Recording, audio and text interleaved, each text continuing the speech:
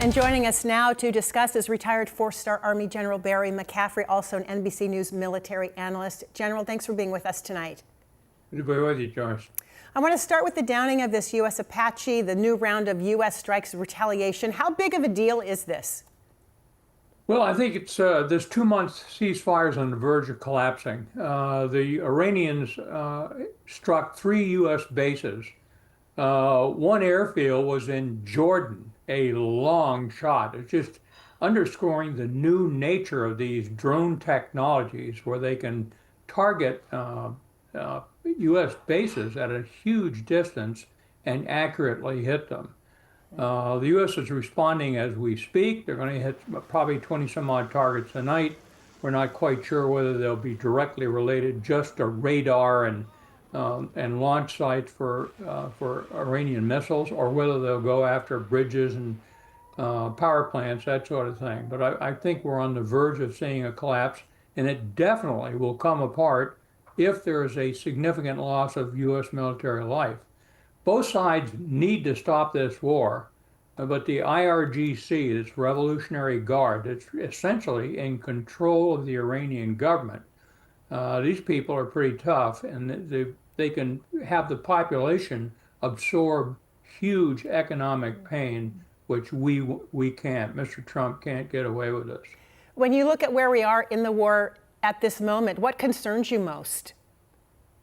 Well, I think, there's a global catastrophe going on with reduced oil prices. People are trying to accommodate. The U.S. fortunately has a gigantic domestic production, which is to some extent insulating us from having no gas whatsoever. But it's a big problem for Europeans, for Japan, for India, for China. So again, the economic consequences are significant. Joyce, all this came about, in my view, it all goes right back to Netanyahu convincing Trump that if we took out the senior political and military leadership of Iran, the people would rise up and throw the buggers out. It didn't happen. It was a brilliant strike. It killed most of their political and military senior people. But it didn't advance the strategic interests of the United States. So here we are. Those Iranians, the IRGC, fought the Iraqis for 8 years with 200,000 killed in action.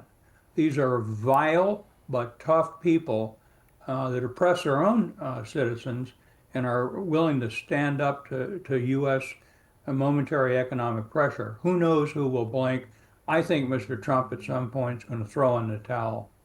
What will that look like? Because more than 100 days in, the Strait of Hormuz is still closed. We don't know the strategy to get that open. So what does that look like for him to blink in your mind? Well, I think what he'll end up accepting is Iranian fervid declaration that they won't develop a nuclear weapon. But what he won't get is his hands on the 10 tons of fissile material the Iranians have. My guess is the outcome of all this is in a fairly short period of time, like 5 years, the Iranians will be able to develop a nuclear device, and it will have been accelerated by this war.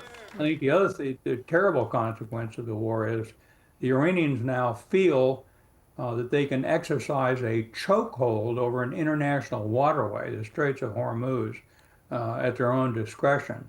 The powerful U.S. Navy tactically has achieved every goal they've set out to take on, along with U.S. air power. But at the end of the day, it cannot keep open a 21-mile wide strait to commercial traffic. So the Iranians are in a stronger position now than they were before the war started 4 months ago. Secretary of Defense Pete Hegseth, how do you assess his leadership right now? And what does the Pentagon need to do in the weeks ahead to get some progress here? Well, I think it'd be a mistake to focus on the Secretary of Defense and instead to focus on Trump. This is Trump's war. He makes the decisions. He's up all night posting on Truth Social. He's stepping on his own arms negotiators' dialogue with the Iranians. Just amazing and insulting, vindictive kind of behavior. He's doing the same thing to his Israeli allies. He stiffed the Gulf Coast states. They understand now they're a greater threat than any time in their national existence. So I'm not sure that Secretary Hegseth is doing much more than basically fighting culture wars, renaming bases, taking a minority and women off promotion lists. I think that's where a lot of his energy has been. We will talk again in the weeks ahead, of course, because, as I said, 100 days and still counting with no end in sight at this point. General Barry McCaffrey, always a pleasure to have you on our show. Thank you.